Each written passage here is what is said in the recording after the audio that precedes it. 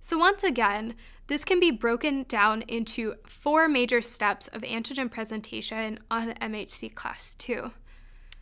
The first step here, as you remember, we are talking about exogenous antigens at this point. So these are antigens that exist outside of the cell. So at this point, the antigen presenting cell, such as DC, would need to endocytose the antigen.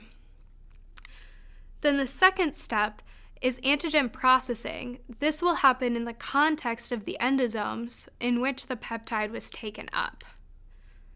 The third process is loading the peptide onto Mhc Class 2.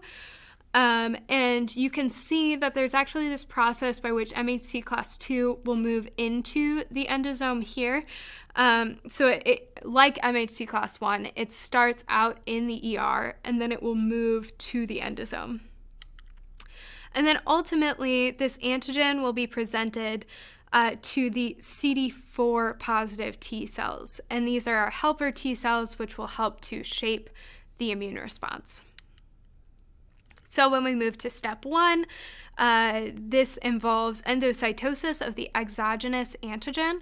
So at this point, we just have our antigen or bacterium that is existing outside of the cells, and then phagocytes, such as macrophages or dendritic cells, will be able to uptake these antigens during phagocytosis. Moving into step 2, we have antigen processing in the endosomes to create peptides that are loaded on Mhc Class 2. So this processing pathway is distinctly different than that of Mhc Class 1 peptide loading, in which our antigen is inside of an endosome. And as we go along in endosomal maturation, there's actually a drop in the pH within the endosome. The relative pHs are noted.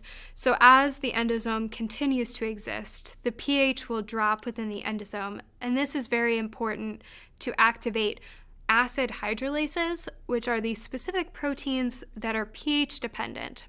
So as the pH of the endosome drops, these acid hydrolases are activated, and then they can cleave up the peptides, cleave up the proteins into these peptides. So, as mentioned before, this is markedly different than the proteasomal cleavage of proteins into peptides for Mhc Class 1. And so this will facilitate creating peptides that will be able to bind to Mhc Class 2. So just as mentioned previously, as the endosome matures, so we have uptake of our antigen, and over time, this is when the pH will drop, allowing for the activation of these acid hydrolases. So then an important step in order to have Mhc Class 2 loaded with peptide is to bring it to the endosomes where these peptides are existing. So as mentioned before, Mhc Class 2, much like Mhc Class 1, will be synthesized in the context of the endoplasmic reticulum. So here we have our Mhc Class 2 molecule with the alpha chain shown in blue and the beta chain shown in yellow.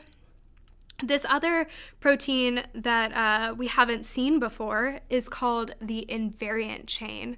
So the invariant chain will kind of act like these other chaperones such as calnexin or taposin in the Mhc Class 1 peptide processing pathway, in that it will stabilize Mhc Class 2, the alpha and beta chain, before it's interacting with its peptide. Just like Mhc Class 1, Mhc Class 2 will actually have to bind peptide in order to be fully stable. And so until it's binding its peptide, the invariant chain is providing this stability. The other thing that the invariant chain does is it will actually direct the movement of the Mhc Class 2 once it has both the alpha and beta chain to move to the endosome. And so then at the site of the endosome, if you remember, we have these acid hydrolases that are being activated. we have cleavage of this portion that is tethered to the membrane of the invariant chain. And then the portion that's left bound to MHC class 1 and 2 in the context of these acid hydrolases is referred to as clip, shown in purple. So all the rest of this has been digested away. And so at this point, you might be wondering, why is MHC class 2 not being digested in the presence of these acid hydrolases while peptides are being degraded and while the invariant chain is being degraded? This has something to do with the actual structure of MHC class 2. So it consists of these Ig domains, or immunoglobulin domains, which are also present in B cell receptors and T cell receptors. And it just so happens that the structure of these Ig domains is particularly resistant to degradation. And so it's these beta barrels, as shown here, which are present in many different proteins that make it particularly resistant to digestion, which is how it can survive in these endosomes that are a particularly harsh environment for proteins to survive in. So here we have our MHC class 2, which is in the endosome with all these peptides, and it's bound to clip. But in order to actually bind a peptide, we need to remove clip from the site in which the peptide would bind in this peptide binding groove.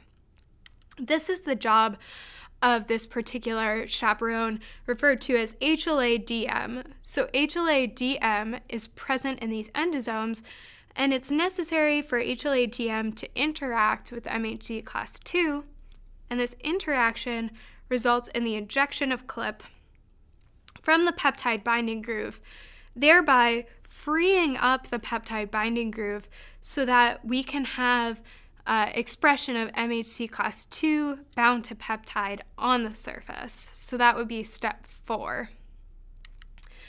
Again, this is kind of like Tapicin and ERP57 for MHC class 1, in which this is a peptide editor facilitating high affinity interactions of a peptide to MHC class 2, because it will constantly go back and forth between binding MHC class 2 and peptide until it's no longer able to eject the peptide because the peptide is binding with such high affinity. And then at that point, the MHC class 2 bound to peptide will be secreted on the surface. So now going through the 4 major steps of antigen presentation on MHC class 2, now that we've gone through the process. At first, we have endocytosis, because this involves exogenous antigens. So here we have antigens that are existing outside of the cell, as opposed to MHC class 1, where the antigens were existing inside of the cell. Then we have the second step, which is antigen processing in the context of these endosomes. So as endosomes mature, the pH will drop.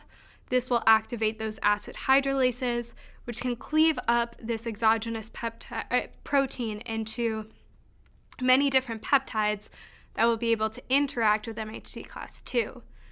Remember, at this point, MHC class 2, bound to the invariant chain, will have to make its way to the endosomes to be able to interact with these peptides. Which brings us to step 3, which is loading of the peptide onto MHC class 2.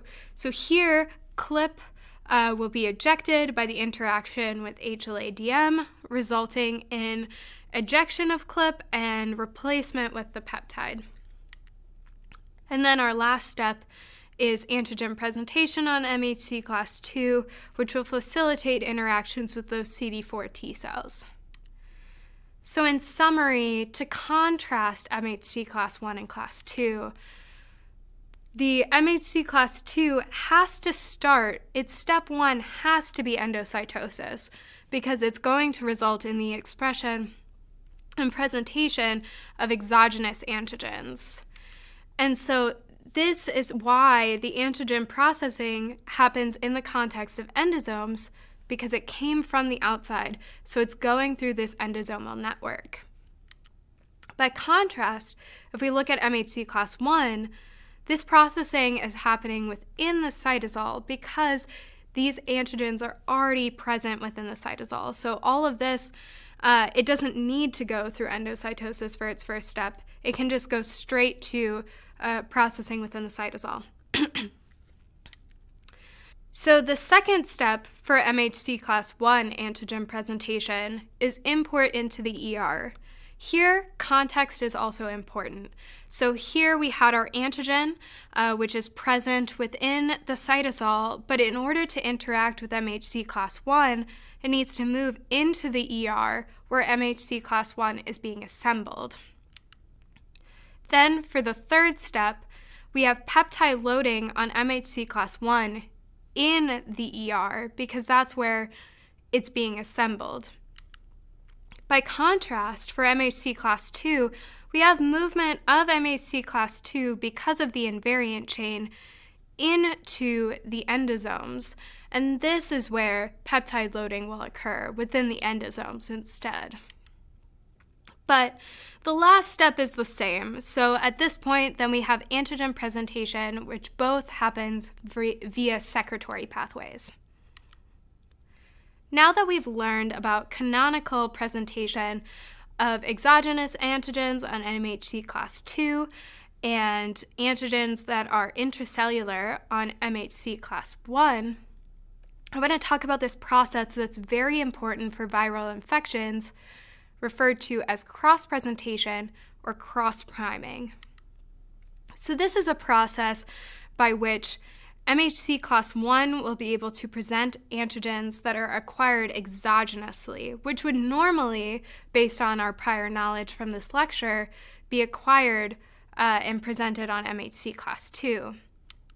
So here, it's important to remember that T cells are necessary to kill virally infected cells, and they rely on communication with APCs that will present antigen on MHC class 1 in order to stimulate this viral response.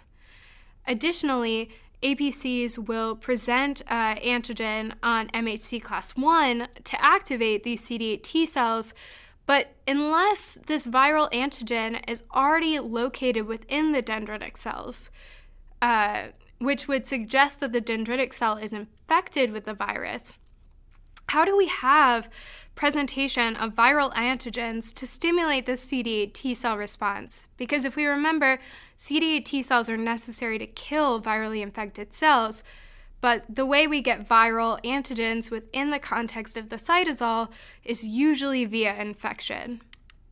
So here we have this unique process by which virally infected cells can be taken up exogenously, and then through processes that are not super well characterized but are very important to stimulate a viral immune response, these antigens can escape into the cytosol and then be presented on MHC class 1.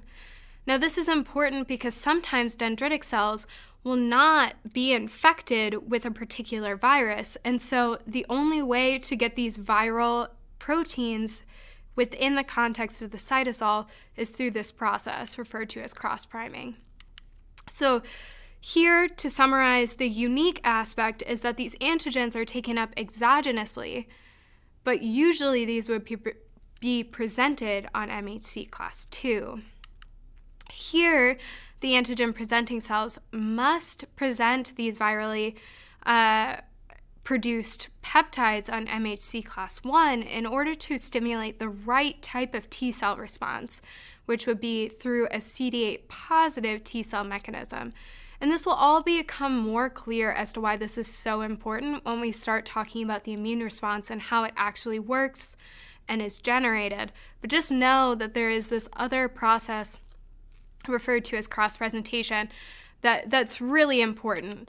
So here, this allows, once again, the expression of the exogenous antigens on MHC class 1 in order to form this CD8 T cell response, which will kill virally infected cells without the dendritic cell being infected itself.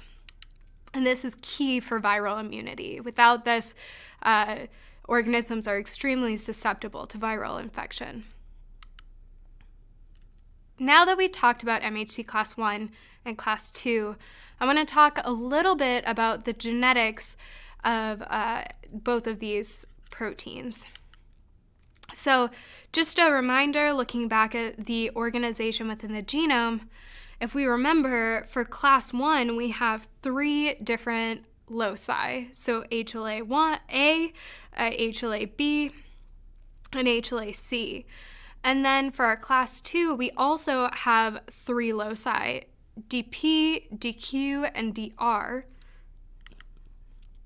And when we look at these proteins in particular, we have our class 1 peptide and our class 2 peptide.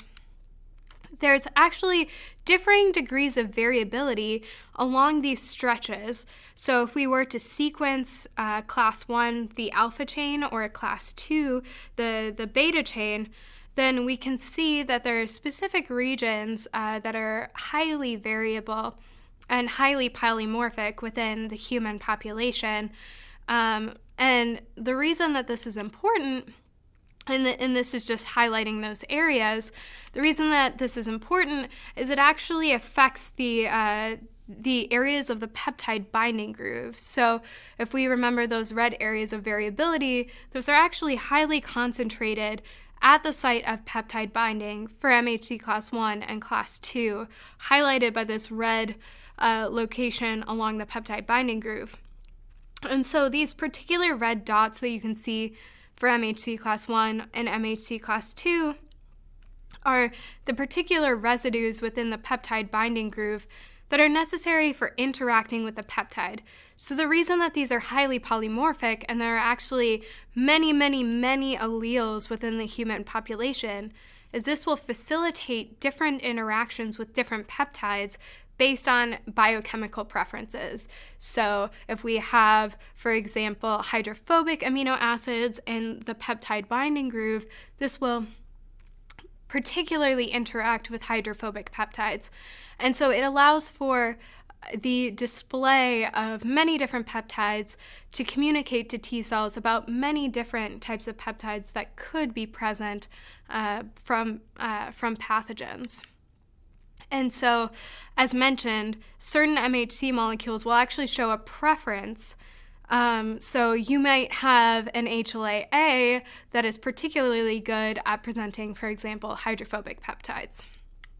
And so the presence of these certain alleles, as you might imagine, might be more or less protective against certain diseases.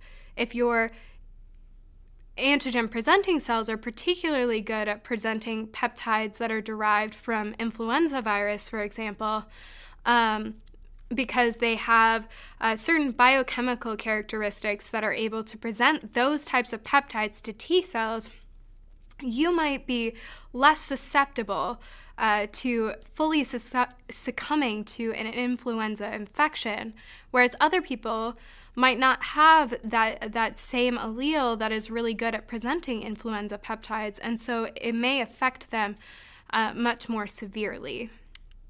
So this is just showing the degree of polymorphism within the human population for MHC class 2 and MHC class 1. So you can see that there are thousands of different alleles, which provides varying degrees of protection across the population. And there's an evolutionary drive in order to keep these very diverse so that different people have different susceptibilities to different diseases. And so you want to have a really diverse set of MHC in order to respond to a lot of different pathogens. And so this is just showing, for example, if we have MHC class 1, we have our A, B, and C loci. And for each loci, we're going to have 2 different alleles. So assuming that there isn't any inbreeding in the population, that you will receive 1 allele from your father and 1 allele from your mother at each one of these loci, and they'll probably be different.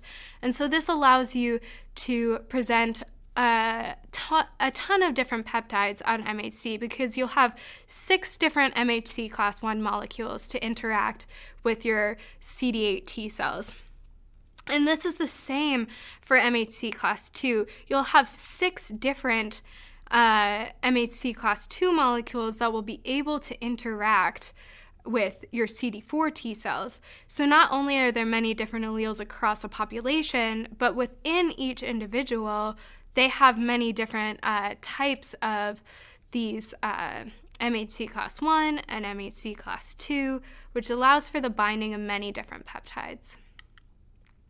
So moving into some previews of some upcoming lectures and what is important to keep in mind and take away from this particular lecture about why antigen presentation matters. Antigen presentation is very important because it will provide the bridge between the adaptive and the innate immune system. So here we have interaction of dendritic cells with T cells, and dendritic cells are part of the innate immune system, so they can communicate with T cells, part of the adaptive immune system, and this communication is critical for stimulation of an adaptive immune response. And this is primarily happening with T cells because, as we had mentioned previously, T cells are MHC restricted. So they're the ones that are actually interacting with these antigen-presenting cells through MHC. And so Mhc Class 1 is really important for notifying T cells about the presence of an intracellular pathogen, such as viruses. Mhc Class 2, conversely, is very important for informing the T cells of the presence of extracellular pathogens, such as bacteria or parasites.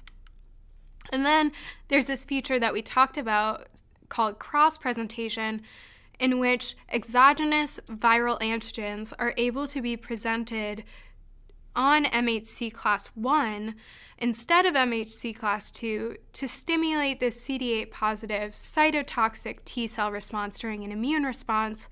This allows for elimination of virally infected cells, which is the way that the immune system, or the adaptive immune system, will restrict viral infection from spreading to other cells. Additionally, this will help to provide a level of regulation for interaction with B cells. We kind of touched on this in this lecture, but it will be covered more fully in subsequent lectures in which we focus on the full immune response. But T cells are actually able to communicate with B cells because B cells will uptake antigen when they interact with antigen through their B cell receptors, and then they can present this antigen to T cells on Mhc Class 2. And this interaction of B cell Mhc Class 2 with a T cell that's specific for that antigen is crucial to stimulate a B cell immune response. And lastly, this will be very important when we're talking about our T cell development lecture, so just keep this in mind. But this MHC restriction pathway is very important to eliminate autoreactive T cells. There's this mechanism within the thymus where T cell development actually occurs that will depend on an interaction with MHC in order to prevent the release and development of autoreactive T cells, which can result in autoimmunity. All right, so in conclusion, we've talked about how T cells are MHC restricted and that they depend on antigen-presenting cells in order to become activated. We've talked about how CD8 positive T cells will interact with intracellular peptides that are presented on Mhc Class 1, or they could be cross-presented, so they could be exogenous antigens cross-presented on Mhc Class 1 as well. And that CD4 positive T cells will interact with exogenous antigens that are presented on antigen-presenting cells via Mhc Class 2. Just to reemphasize, one crucial difference between Mhc Class 1 and Class 2 is Class 2 is primarily reserved for these specific antigen-presenting cells like dendritic cells and macrophages because they will phagocytose the extracellular antigens. Whereas Mhc Class 1, because it's a process that's happening intracellularly, this will be present on almost all cells of the body. So almost all cells of the body can inform a T cell when they're infected, for example. And then lastly, MHC genes are some of the most polymorphic genes, and this is driven by an evolutionary drive to be able to present a ton of different peptides, to be able to respond to tons of different pathogens during an immune response. So this is a little redundant from what we just covered, but I just wanted to make sure we touched on it one more time. So through our primary objectives, we have talked about how T cells and their interaction with antigen is different from that of B cells. We've talked about how the MHC is different between MHC class 1 and class 2 in the way that they present peptides and the types of peptides they present, as well as the types of T cells that they will interact with. We've talked about the different cell types in which MHC class 1 will be present on versus MHC class 2. And lastly, we've talked about this special process called cross-presentation, which is necessary for stimulating a viral immune response. Thank you for listening to this lecture. Have a nice day.